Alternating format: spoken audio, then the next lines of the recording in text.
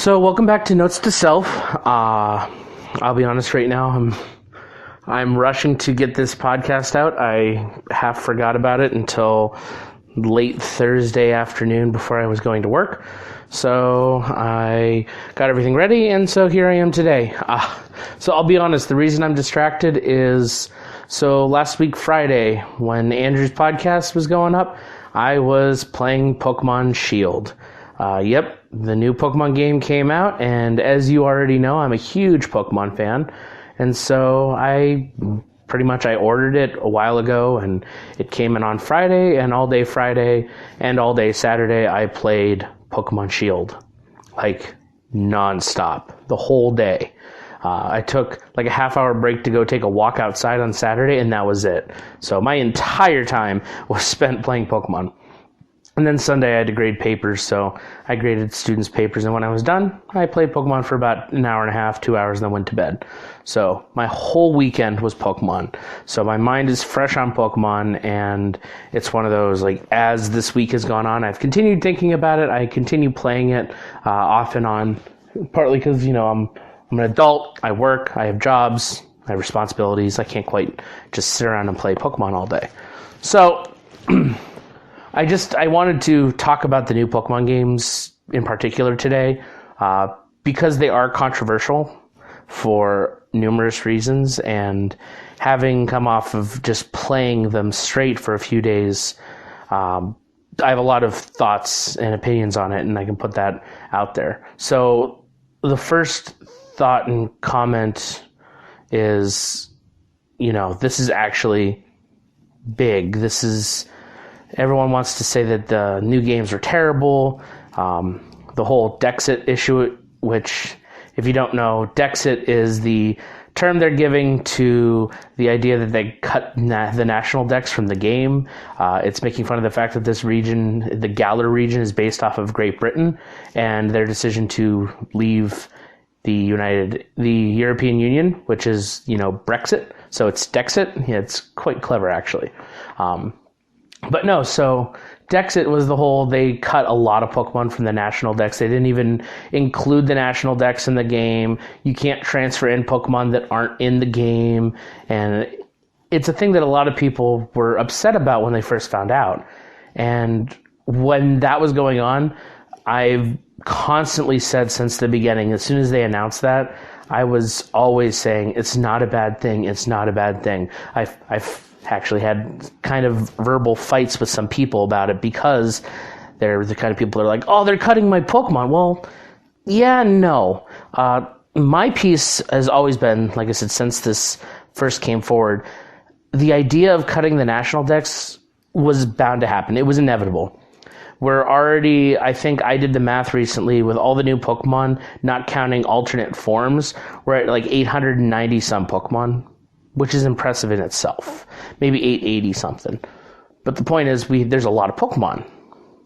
So it's, you know, there was bound to be a game when we're starting to get, you know, better graphics and better stuff that we're going to have to make cuts. It's going to have to be more storage for Pokemon, more memory. And I feel like, honestly, because of the Pokemon thing, I feel like if they had included all 800 plus, that we would have lost out on a lot of really cool things. Like, the visuals for the game are beautiful. Anyone that wants to complain, oh, the graphics aren't good. Well, first and foremost, Pokemon has never been and will never be the groundbreaker in how visual looks in a game. Like, if you expected it to be Death Stranding or any other hyper-realistic game, you've gone to the wrong series. Pokemon has never been about that. And the original games, they weren't great. When they made the jump to color, they weren't that great. When they made the jump to the Game Boy Advance, they weren't that great. When they jumped to semi-3D in the DS, they weren't that great. When they jumped to 3D, they weren't that great. They've never been amazing. And it's because it's not what they're there for. If you wanted hyper-realistic Pokemon, play Pokken Tournament. You'll get Pokemon that look like they would be more real than the ones that you see in the games. And that game had a limited number of Pokemon in it. So, I mean, you take what you can get. The other piece, other than the number of Pokemon as far as storage is concerned, is whenever a new generation comes out, the idea is you want to highlight the new Pokemon. So, personally, I think back to when they rebooted the series in Black and White. Those first games, there are no Pokemon from non-Unova region. Like, all of Black and White, the first game, the entirety of the game is all new Pokemon. There's no classics. And that was something that pissed fans off. In the post-game, yes, they added a couple of the classic Pokemon you could catch. But overall, the game was entirely new Pokemon. And that made the game suffer, unfortunately. And then in the sequel, they had to please everyone, so they added Pokemon from across the generations into the regular story of the game. So you could, by the time you reach the second gym, have an entire team of classic Pokemon, none of which were the new ones, which I think hurt the game. Don't get me wrong, Black 2 and White 2 are amazing games. They added a lot of really cool features, and I will talk about them at some point on the channel, but for now, just saying that I think it hurt the series by bringing them all back, because then we got X and Y. And X and Y are actually pretty solid games, but you get 2 sets of starters, and if you got it when it first came out, you also got a Torchic. You got 3 starters in that game. They were pandering to the classic Gen 1 fans that wanted Bulbasaur, Charmander, Squirtle. They gave you those Pokemon. They gave you the new starters. The first route that you encounter Pokemon on, you can catch Fletchling or you can catch Pidgey. You know, a new Pokemon and an old Pokemon. You could catch a Caterpie, which is an old one, or you could catch a Scatterbug, the new one. Like, most of the game had a classic Pokemon and a new Pokemon on each route, kind of acting as a counter opposite to it. And most people that ended up playing that game didn't really get into the new Pokemon. They were focusing more on the old ones. And I feel like when we focus on the new Pokemon of the generation, that, you know, it gives them more love, it gets them more respect, and it definitely, you know, shows that they're viable. And for me personally, I always, whenever I get a new game, the first time I play through, I try to have a team without any classic Pokemon on it, because I want to experience the full game with the new team. I don't want to rely on my old faithfuls. As far as some people's concerns that their favorites aren't in there, I understand that. My favorite Pokemon, some of them are in there, some of them are not. But that's the nature of the game. As the game continues to grow in the number of Pokemon, some Pokemon are going to get cut. And I'm sorry, they did pick some really cool Pokemon to be included. I was happy to see Quillfish continue to be in there. Quillfish is a Pokemon that most people kind of forget about in Gen 2, but he's a good Pokemon, so I'm glad to see Quillfish was back. I like that regional variants were not just from Kanto. We got Corsola as Cursula, and that was a ghost type, which was really cool. We got a Yamask, which was Gen 5. We got a regional difference. We got Zigzagoon and Linoon. We got a regional variants that were from Gen 3. Meowth got a second set of regional variant, which is hilarious. I'm trying to think, was there any from Gen 4? I'm drawing a blank now. There probably, if there was, I'll remember it like a couple hours and I'll be like, oh, I forgot about that one. But overall, they tried to incorporate the best of and some of the often forgotten, sometimes pushed to the side Pokemon from previous generations and gave them another life. And I really thought that was nice. I like to see some classic Pokemon. I like to see new Pokemon. But yeah, the whole National Dex issue, I didn't understand why people were so upset. I get it. Some of my favorites were not in that game. I'm looking at you, Swampert and Sceptile. Yeah, there were no Gen 3 starters. But you know what? It's okay. I'll live. Because I found some new favorites. I love the little steel elephant. It's adorable. And I knew as soon as I saw the Datamind leak that showed us some of the Pokemon, as soon as I saw Sandaconda, I fell in love. That dude is my boy. I love Sandaconda. I will probably put an image of Sandaconda so you can see what I'm talking about. But he's an adorable snake boy, and I love him. Anyway. So yeah, just... if you're the kind of person that didn't want to play it because they cut your favorite Pokemon, give it a chance. See if you can learn to love a new Pokemon. Because if you're not willing to love a new Pokemon, you shouldn't be playing the Pokemon games in general. They're meant for you to discover new ones. Okay, that was my piece on the Dexit issue.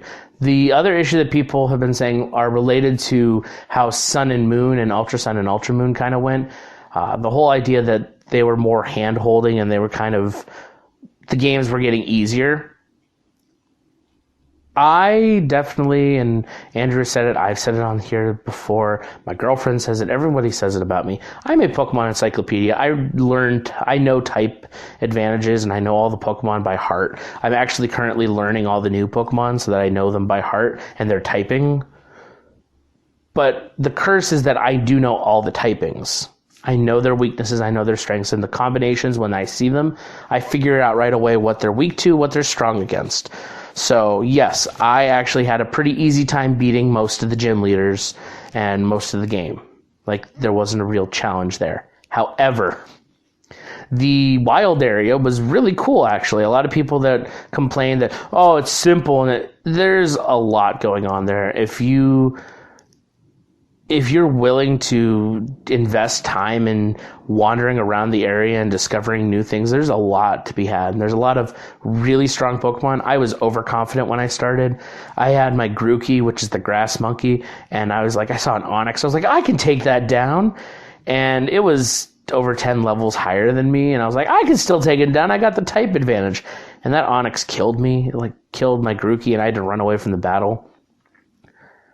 The game is brutal in its difficulty. It does not pander directly to an easy crowd. You can beat the game fairly easily if you know type advantages and you know how to play the game. But it's hard enough that the challenge players, there's plenty of challenge and difficulty that you yourself can impose on yourself. Like you can battle super powerful Pokemon right in the beginning. You just have to be willing to try and see if you can beat them. You can just train up and then beat them and all that other stuff. And they did a lot of cool things with the wild area. I don't want to really give away a lot of what they did, but there was some really nice level balancing and scaling that they did. It's worth the time. And as far as the gym leaders and all that other stuff, the first couple, I had the feeling of these are too easy. If you know type advantages, the first 3 to 4 leaders or the first 3 leaders for sure are just you blow through them. They're nothing. And you're like, that was easy. But I found as I was playing, even with a type advantage, the leveling system and the Gigantamax feature really kind of put me through my paces in some of the later battles. I had Shield, so I had the Ghost Gym. That actually was the first time I had a struggle. The Ice Gym was the second time I had a struggle. So those two, which are Shield exclusive, those were kind of difficult. I know Sword had the fighting type and the rock type, so maybe those were easier for you guys. I don't know if you played Sword, but if you played Shield, at least with the team I had and everything, even at a decent level, I was within 2 levels of their Pokemon, I struggled. I almost lost those matches. And that final gym leader, the dragon leader, despite having a type advantage, I was down to my last Pokemon playing that. So that was actually a good battle. There was difficulty there that I haven't seen in Pokemon in a long time. So I was happy to see that. So if you are not thinking about playing Sword or Shield because you heard it's too easy or because you heard about the National Dex thing, give it a chance. There's a lot more to the game than I thought. And last thing I want to say about Pokemon Shield, but Pokemon Sword and Shield in general, is I mentioned the graphics when I was talking about Dexit. And I do mean this. The game is beautiful. The trainers look really nice. The environments look really nice. The Pokemon look actually pretty good. I know a lot of people complain that they're the same 3D models that have been in since Pokemon X and Y. Maybe it's because I'm not the kind of person that emulates and messes with the game system to play on high-def systems, but playing Pokemon Shield on an HD TV, because the game itself, even though they're older models, the HD model looks nice. And like I said, most people that played on the actual home system that was supposed to play those old games, the 3DS, those models weren't that clean. They looked good, but there was something missing because they weren't really high def. But I know a lot of people complained about it because they either emulated the game, modded the game, or whatever to look at the high def models. That's fine and dandy. You can do that all you want, but I didn't get that experience. So seeing those models for the first time in the high def looked nice. And if you want to complain about the animation of Wingull, Wingull has always been gliding and not flying. So if you are asking why it just circles around without flapping its wings, it's because that's what it's always done, no matter what. And if you complain about it, I'm going to say it does not matter. Like, truly. If you know anything about the Pokemon other than the fact of what it's a bird, like if you know anything deeply about its Pokedex entry or about its history, it glides. It does not typically fly. It's always been that way. So get over yourself on that one. Some other Pokemon, yes. I didn't see any Swellow, so I don't know if Tailo and Swellow are in the game. I don't think so. But yeah, Swellow has always had this problem of its wings are kind of have air under it, but they're not flapping. Yeah, that one I have a problem with. I didn't see it in Sword and Shield, so I don't know that they're in there, but if they are, and they kept that, yeah, there's a problem there. But in general, like, the actual stuff is cool. As you can tell, I mentioned one thing. There is roaming Pokemon all over the game, and it's awesome. There's something so inherently cool about walking. You can still get the random encounters in grass, but Pokemon wander outside of the grass. You can see what you're going to catch. It's actually a really cool feature. I'm rambling. I'm still on topic, but I'm getting off topic. So I'm going to wrap things up here. I just want to say, if I had to rate this game, as far as Pokemon games are concerned, I'd give it a solid B, even a B+. The only game I think I've ever given, as far as Pokemon, an A+ is Heart Gold and Soul Silver. But it's hard to beat those games. A games I've considered Omega Ruby, Alpha Sapphire, Pokemon Emerald, Pokemon Platinum. I think that's... Pokemon Ultra Sun and Ultra Moon, I would give like a solid A, but a lower A. And then my Bs, I don't really give B+, but Bs, I've definitely Black 2 and White 2, Black and White, X and Y. Yeah, and then I'd also say, like I said, Sword and Shield definitely belong in there. My C games, Red, Blue, Yellow, I'm sorry, guys. Like, you have broken battle systems. They're not good games. If you think they're great games, you're just looking at it with nostalgia. Look at it from a purely gameplay standpoint. They're not good games. I'd put Let's Go, Eevee, and Pikachu in the B column as well, because they did some cool things. I forgot about those games. I'm not counting the spin-off games. The rest of the C games are just simply because they either had a different version that was better. So like Ruby and Sapphire, they're great games, but Emerald's the definitive edition. That's the one to play. Same with Diamond and Pearl. Platinum is the way to go. Diamond and Pearl, they're a little weaker because they don't have all that cool stuff with them. So this game is a highly recommend from me. I would definitely suggest that you play it if you get a chance. Unless you're a huge Pokemon fan like me, I wouldn't suggest dropping the full amount for these games. If you can borrow them from someone, rent them, or get them for a reduced price from a third-party seller, because you know Nintendo will never lower the price, I highly recommend doing that. But if not, it's not really worth a casual person. They did change a couple things minorly. It feels more like a classic RPG than it does a Pokemon game, but that's something I like. So, if that's your kind of thing and you want to have an experience with new Pokemon in a new region with some pretty cool stuff and a decent story, actually. It's not the greatest story, but it's pretty good. There hasn't been a good story since Black and White. So, but yeah, if you want to try it out, I highly recommend it. And yeah, that's all I have to say today. Like I said, just talking about Sword and Shield. As always, like, comment, subscribe, as Sean and Andrew would say. Me personally, I don't care. I hope if you like Pokemon, I hope you enjoyed this video. If you don't like Pokemon, I hope I at least made you aware of an issue going on now. By all means, please don't forget to check out tomorrow. I forget what's going up. Something's going up on the channel tomorrow. I just don't remember what it is. But check out the Wumbo. What is it? Wumbo TV, I believe, is the new thing. It's Wumbo TV. It's the YouTube channel. It's Andrew's YouTube channel for Wumbo webcomics. Sunday, I don't think there's anything this Sunday, but doesn't hurt checking. But check out on Thursdays for other videos from him. Usually those are the over the boards.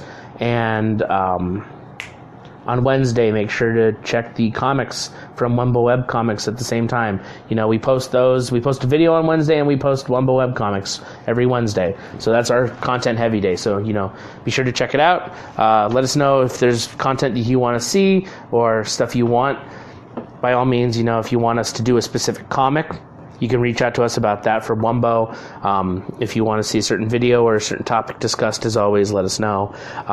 There is a survey on Instagram. I'll do it here. Please comment in the comment section. We want to do a Dragon Ball Xenoverse 2 kind of world martial arts tournament. Any character that's in the game is free possibility, including the DLC.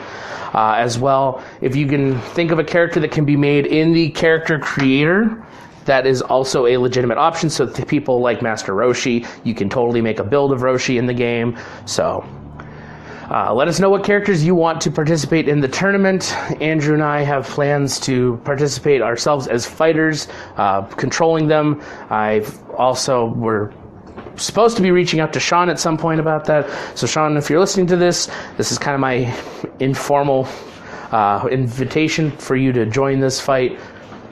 But anyways, everyone have a wonderful weekend, and next week Andrew will be back with another Who's Cast. All right, have a great time. Bye.